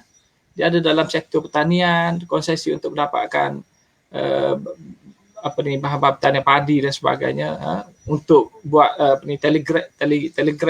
telegraf projek yang besar tersebut memerlukan usaha untuk menaluki Perak projek tersebut. Itu yang menyebabkan RIG yang terlibat projek ni. Walaupun akhirnya tak berjalan projek ni, sambung, saya tak ingat dia sambung ke mana, tapi memang panjang lah. Tak diteruskan, tapi RIG memang berusaha untuk mendapatkan kuasa di Perak dengan menggunakan Raja Abdullah ni. Dan nama-nama daripada tokoh-tokoh yang lain lah. Banyak sangat. Saya tidak boleh senaraikan. Kalau saya nak tulis senaraikan pun rasa tak mampu. Cuma saya sarankan baca Terayak yang Tabuk dan juga Koke King. The Western Malay State. Cuba cek dalam internet ada tak The Western Malay State yang ditulis oleh Koke King. Tulisan Koke King ni antara yang detail, yang payah nak dicari dalam tulisan-tulisan lain. Yang lain semua tak detail. Tentang nama-nama syarikat, tentang tokoh-tokoh individu kapitalis ini yang terlibat dalam meluaskan krisis dan konflik yang berlaku di negeri-negeri Melayu kurun ke-19 tersebut. Wallahualam. Buku-buku Koke Kim ni sekarang susah nak cari. Kalau ada pun dia takkan jual murah-murah lah. Dia akan jual beratus-ratus ringgit. Tapi yang saya tahu anak dia yang saya pernah buat wacana, Edin Khoo, ada usaha nak terbit balik buku-buku bapa. Edin Khoo dia ada usaha-usaha nak terbitkan balik buku-buku lama bapa dia lah. Jadi saya berharap usaha tu berjaya lah untuk kita dapat terbitkan buku Koke Kim dengan harga yang mampu milik lah, harga standard berbanding sekarang ni memang susah nak cari buku Koke Kim ni Kalau Betul lah, ada ya. pun 200 pun boleh pergi. Ya lah, ya. Jadi itulah yang saya nampak Jadi saya rasa itu sahajalah kot soalan-soalan, sebab saya rasa doktor pun dah penat dah 1 jam setengah. Jadi apa yang kita boleh dapat, sebenarnya sejarah kita ni dibaca dengan terbalik lah. Iaitu kita baca Sultan gaduh-gaduh, British datang, British settle, tapi dari situ berlaku penjajahan. Tapi sebenarnya memang British, orang-orang British ni memang nak masuk campur dengan memanipulasikan politik-politik di Perak ni. Memperbesarkan politik-politik di Perak ni ditambah juga ada golongan kapitalis sebab kita tahu kapitalis ni pun prinsip dia sendiri apa-apa saja boleh dapat keuntungan. Terutamanya orang Asian ni, orang Asia tu, mereka memang ada semangat kapitalistik yang tinggi, materialistik yang tinggi. Bagi mereka duit ni segala-galanya. Jadi mereka suka dengan tipu hela, suka dengan apa-apa cara untuk mendapat kekayaan. Jadi sebab tu mereka baca buku Sun Tzu. Sun Tzu bukan saja digunakan perang, dalam bisnes. Jadi tipu hela ni tak dapat dipisahkan dalam diri kapitalis Asian, sebab itu sifat mereka, kekayaan itu di atas. Itu yang membezakan mereka dengan orang kita lah. Orang kita dia dalam duit ni cukup untuk esok, yang penting akhirat. Mereka berbeza jadi itu yang memberi kesan dalam politik, dan saya rasa benda ni sebenarnya bersambung sampai sekarang. Sebab kita selalu dengar nama orang-orang balak, orang-orang rasuah sebagainya, tapi kita tak tahu siapa yang catur orang ni. Macam isu apa, orang Melayu yang terlibat rasuah ni, dia takkan buat seorang-seorang. Dia mesti ada orang yang support dia daripada belakang. Itu saya nak bagi tahu lah. Saya tak boleh cerita lebih-lebih Tapi bila Dr. Azmi kata konflik Perak ni berlaku disebabkan ada orang-orang belakang ni cuba guna pintu belakang dekat pemimpin Melayu. Sebenarnya benda ni berlaku sampai sekarang sebenarnya. Jadi kita nak kutuk pemimpin Melayu pun kita kena tengok benda dari segi luas lah. Jangan kita salahkan seorang je. Dia mesti ada sebab kenapa dia buat macam tu. Mesti ada orang tawarkan dia sesuatu sampai dia jadi tamak dia nak buat benda-benda macam ni. Jadi itu je lah kesimpulan yang saya dapat dalam peristiwa Perak ini. Jadi saya nak mengucapkan terima kasih kepada Dr. Azmi. Saya kira ni dah kali keempat lah kita berwacana. Jadi kali keempat kita berwacana jadi insyaAllah kalau ada apa-apa topik menarik yang doktor nak buat, bolehlah bagi tahu kami. Kita boleh anjurkan di hari yang sesuai lah. Jadi saya nak ucap terima kasih kepada sesiapa yang setia menonton wacana ni selama sejam lebih.